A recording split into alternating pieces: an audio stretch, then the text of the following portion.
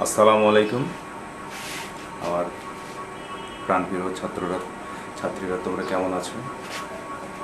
আমরা আবার ক্লাসে ফিরে আসি। আজকে আমরা যে ক্লাসটা করব সেটা হচ্ছে যে টপিকসটা আমি লিখে রেখেছি, আদর্শ গ্যাস ও গ্যাসের গতিতত্ত্ব। আদর্শ গ্যাস ও গ্যাসের গতিতত্ত্বের ভিতরে কি আছে তা আমরা পড়বো আদর্শ গ্যাস। তার আগে কিছুটা বলে রাখি, সেটা তোমাদের সকলেই জানো যে পদার্থের তিনটা অবস্থা, একটা হচ্ছে কঠিন, তরল ও বায়বীয়।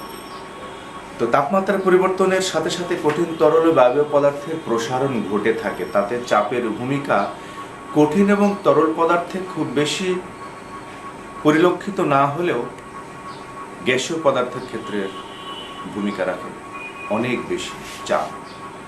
তো এই প্রসঙ্গে আমরা আজকে আদর্শ গ্যাসটা কি জিনিস এটা আমরা জানব।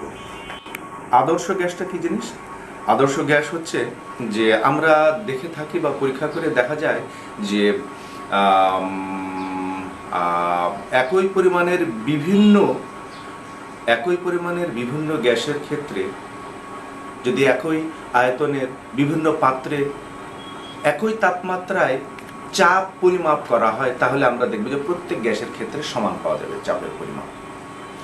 তাপমাত্রা বাড়াতে থাকলে প্রত্যেকটা গ্যাসের ক্ষেত্রে এই চাপের পার্থক্যটা কিছুটা থাকে, আরও তাপমাত্রা বৃদ্ধির সাথে সাথে পার্থক্যটা আরও বেশি কমতে থাকে। দেখা যায় যে সকল তাপমাত্রা বৃদ্ধির সাথে সাথে চাপের পরিমাণ সকল গ্যাসের ক্ষেত্রে এমন একটা তাপমাত্রায় বা উচ্চ তাপমাত্রায় দেখা যায় যে সকল গ্যাসের ক্ষেত্রে সকল গ্যাস PV=nRT এই সমীকরণটা মেনে চলে। তাহলে PV=nRT এই সমীকরণটা মেনে চলে। PV=nRT এই সমীকরণটা মেনে চলে। এটা কি জিনিস?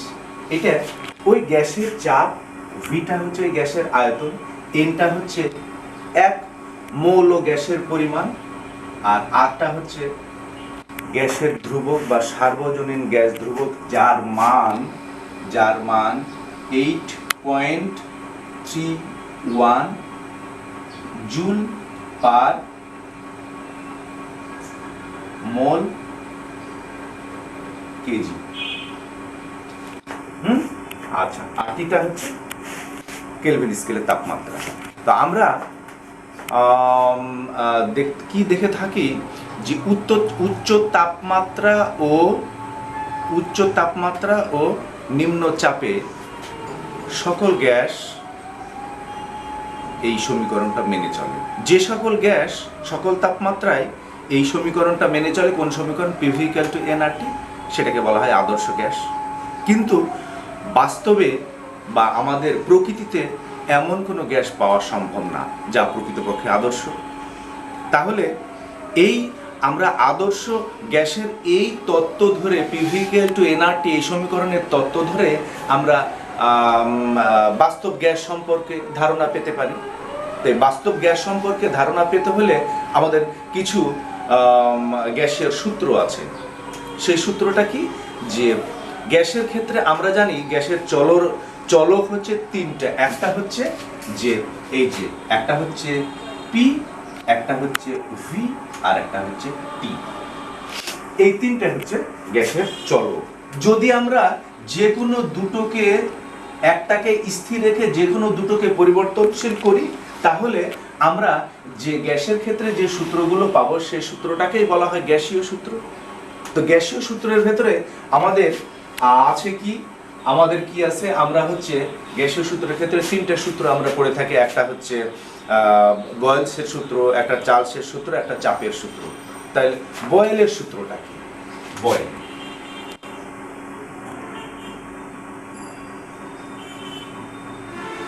বয়েলের সূত্র। তারপরে কি আসবে? চার্লসের সূত্র। আচ্ছা, বয়েলের সূত্রটা কি? বয়েলের সূত্রটা হচ্ছে যে কোনো গ্যাসের ক্ষেত্রে নির্দিষ্ট পরিমাণ ভর নির্দিষ্ট তাপমাত্রায় ওই গ্যাসের চাপ আয়তনের সমানুপাতিক। ব্যস্তানুপাতিক। চাপ, ওই গ্যাসের চাপ আয়তনের ব্যস্তানুপাতিক। এই যে পি প্রপোর্শনাল 1/v। আমি আর ডিটেল কিছু লিখলাম না, যে এটা গ্যাসের চাপ, এটা গ্যাসের আয়তন, নির্দিষ্ট ভর এমটা নির্দিষ্ট আর তাপমাত্রাটা নির্দিষ্ট, অর্থাৎ স্থির ভর স্থির তাপমাত্রায় কোন গ্যাসের চাপ আয়তনের ব্যস্তানুপাতিক। তাহলে আমরা এখানে কি লিখতে পারি? পি ইকুয়াল টু সমানুপাতিকটা তুলে নিলে আমরা কি হবে, ধ্রুবক 1/v, বা পি ভি ইকুয়াল টু ধ্রুবক, এই ধ্রুবকটাকে আমরা কি বলি, পিভি ইকুয়াল টু কে। এটাই হচ্ছে বয়েলের সূত্র, পিভি ইকুয়াল টু কে। তো আমরা দেখতে পাই যে যদি একটা গ্রাফের ক্ষেত্রে গ্রাফিক্যালি আমরা যদি দেখি যে আমরা পি কে এক্স অক্ষে আর 1/v কে যদি ওয়াই অক্ষে নির্দেশ করি, তাহলে একটা সরলরেখা পাওয়া যাবে, এই সরলরেখা পাওয়া যাবে। তার মানে কি, চাপের পরিবর্তনের সাথে সাথে 1/v ও পরিবর্তিত হচ্ছে এবং তারা কোথায়, মূল বিন্দু দিয়ে যাচ্ছে। আমরা এই পি এর জায়গায় ভি করলে আমরা দেখতে পাবো যে একই ইয়ে হচ্ছে। তাহলে এটা হচ্ছে আমাদের কি গেল, এটা হচ্ছে বয়েলের সূত্র। বয়েলের সূত্রের পরে আসছে আরেকটা, সেটা হচ্ছে চার্লসের সূত্র। বয়েলসের সূত্র, চার্লসের সূত্র আর চাপের সূত্র। চার্লসের সূত্রটা কি জিনিস? চার্লসের সূত্র হচ্ছে যে আমাদের এইখানে চাপটা স্থির, স্থির চাপে নির্দিষ্ট ভরের কোনো গ্যাসের তাপমাত্রা, গ্যাসের আয়তন প্রতি ডিগ্রি সেলসিয়াস তাপমাত্রা বৃদ্ধি বা হ্রাসের জন্য ওই 0 ডিগ্রি সেলসিয়াস তাপমাত্রায় যে আয়তন ছিল, সে আয়তনের 1/273 অংশ বৃদ্ধি বা হ্রাস পায়। বুঝতে পারলে না? আমরা দেখি গাণিতিকভাবে কি করি, যে প্রতি ডিগ্রি আমরা 0 ডিগ্রি সেলসিয়াস তাপমাত্রায় ওই গ্যাসের আয়তন কতটুকু, V0। এটা কিসের সূত্র? আমরা হচ্ছে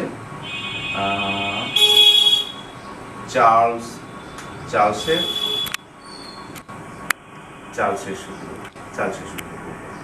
তাহলে আমরা কি বললাম, সূত্রটা কি, যে প্রতি ডিগ্রি সেলসিয়াস তাপমাত্রা বৃদ্ধি বা হ্রাসের জন্য, তাহলে 0 ডিগ্রি সেলসিয়াস তাপমাত্রায় ওই গ্যাসের আয়তন ছিল V0, তারপরে V0-র পরে থিটা ডিগ্রি সেলসিয়াস তাপমাত্রায় ওই গ্যাসের আয়তনের 1/273 অংশ। তার মানে V0 এর 1/273 অংশ, 1/273 অংশ বৃদ্ধি বা হ্রাস পায় কত, প্রতি ডিগ্রি সেলসিয়াস তাপমাত্রায়। তাহলে থিটা ডিগ্রি সেলসিয়াস তাপমাত্রায় তাহলে কত হবে, এটা ইকুয়াল টু যোগ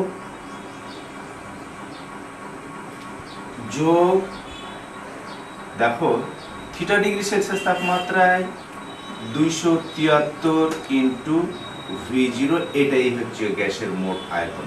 এই প্রতি ডিগ্রি সেলসিয়াস তাপমাত্রায় 1 ডিগ্রি সেলসিয়াস তাপমাত্রায় বৃদ্ধি হচ্ছে কত, 1/273। আমরা যদি এইভাবে করি যে 1 ডিগ্রি সেলসিয়াস তাপমাত্রায় গ্যাসের আয়তন বৃদ্ধি পাচ্ছে কত, 1/273। কার, V0 এর 1/273 অংশ বৃদ্ধি, 1/273 বৃদ্ধি পায় 1 ডিগ্রি সেলসিয়াস। তাহলে থিটা ডিগ্রি সেলসিয়াস তাপমাত্রায় তাহলে কত হবে, থিটা বাই 273 ইন্টু V0। বুঝতে পারলে? আচ্ছা, এখন আমরা এইখানে যদি V0টা কমন নিই, তাহলে কি হবে, 1 প্লাস থিটা 273। তাহলে এখন কি হবে, V0 273 প্লাস থিটা। এখন আমরা এটাকে কি বলতে পারি, যে V0 273 ইন্টু টি। টিটা কি জিনিস, কেলভিন স্কেলে, তাপমাত্রার পরম স্কেল কেলভিন স্কেলে T equal to 273 plus theta. এই যে, তাহলে এটাকে বলা হয় ধ্রুবক। তাহলে আমরা কি পাচ্ছি, ভি প্রপোর্শনাল টি। এটাই হচ্ছে চার্লসের সূত্র, যে স্থির চাপে নির্দিষ্ট ভরের কোনো গ্যাসের আয়তন তার পরম তাপমাত্রার বা কেলভিন তাপমাত্রার সমানুপাতিক। এটাই হচ্ছে চার্লসের সূত্রের ফলাফল। প্রতিপাদন আমরা করে দেখলাম যে এটাই হচ্ছে চার্লসের সূত্রের ফলাফল। তাহলে বয়েলসের সূত্র হলো, চার্লসের সূত্র হলো। এখন আমরা কি দেখি যে কি হয় যে তাপমাত্রার সঙ্গে আয়তনের একটা সম্পর্ক আছে, চাপের একটা সম্পর্ক আছে। তাহলে এ প্রসঙ্গে আমরা যদি একটা গ্রাফিক্যালি আমরা দেখাই যে গ্রাফিক্যালি আমরা এই এই এই গ্রাফটা যদি এই যে দেখো যে এটা হচ্ছে ডিগ্রি সেলসিয়াস এক্স অক্ষে, আর ওয়াই অক্ষে হচ্ছে আয়তন ভি, আয়তন ভি। 0 ডিগ্রি সেলসিয়াস তাপমাত্রায় কোনো গ্যাসের আয়তন তো আছে, শূন্য না তো, আয়তন আছে এখানে ধরে নিলাম। তাহলে এখন 0 ডিগ্রি সেলসিয়াস থেকে তাপমাত্রা বৃদ্ধি করছে, গ্যাসের আয়তন বৃদ্ধি পাচ্ছে, গ্যাসের আয়তন বৃদ্ধি পাচ্ছে গ্রাফিক্যালি। এইবার গ্যাসের আয়তন, এটা আয়তন, তাপমাত্রা।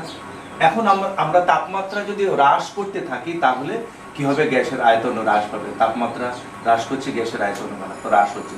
এইবার 0 ডিগ্রি সেলসিয়াস তাপমাত্রায় গ্যাসের আয়তন এইখানে, কিন্তু তাপমাত্রা 0 হয়ে গেল, আয়তন তো আর 0 হচ্ছে না। এইবার আমরা আয়তনটাকে 0 করার জন্য এটাকে আমরা পেছনের দিকে বর্ধিত করি। পেছনের দিকে বর্ধিত করলে সেটা এইখানে আসে। এইটা তাপমাত্রার মান হচ্ছে 273 ডিগ্রি। তাহলে মাইনাস এটা 0 ডিগ্রি, 0, এটা এদিকে এটা ভুল হয়েছে, সেটা হচ্ছে ডিগ্রি সেলসিয়াস। এটা 0 ডিগ্রি, এটা মাইনাস 273 ডিগ্রি সেলসিয়াস। তাহলে কি হচ্ছে যে মাইনাস 273 ডিগ্রি সেলসিয়াস তাপমাত্রায় গ্যাসের আয়তন শূন্য হয়। কিভাবে? আমি এই যে কলমে গ্রাফিক্যালি অর্থাৎ তাত্ত্বিকভাবে এটা শূন্য হয়ে যায়। এই জন্য এই তাপমাত্রাটাকে মাইনাস 273 ডিগ্রি সেলসিয়াস তাপমাত্রা, এটাকে বলা হয় পরম তাপমাত্রা। এই তাপমাত্রা শুধুমাত্র, বাস্তবে এই তাপমাত্রা পাওয়া যায় না, এই তাপমাত্রা শুধুমাত্র কল্পনাযোগ্য তাপমাত্রা। এটা বাস্তবে এই আমাদের শুধু পৃথিবীতে না, এই গোটা ইউনিভার্সে, পুরো গ্যালাক্সিতে, যাতে এইখানে এই পুরোটাতে আমরা মাইনাস 273 ডিগ্রি সেলসিয়াস পর্যন্ত তাপমাত্রা শুধু কল্পনা করতে পারি, চিন্তা করতে পারি। যেমন আমি যদি চিন্তা করি যে তুমি আমাদের দেশের প্রাইম মিনিস্টার হতে পারো, হ্যাঁ, চিন্তা করা যায়।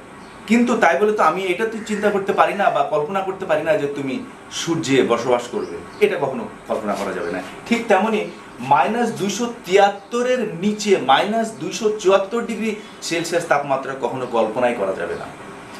মাইনাস 273 ডিগ্রি পর্যন্ত আমাদের কল্পনার সীমাটা আছে, মাইনাস 273 ডিগ্রি সেলসিয়াস পর্যন্ত।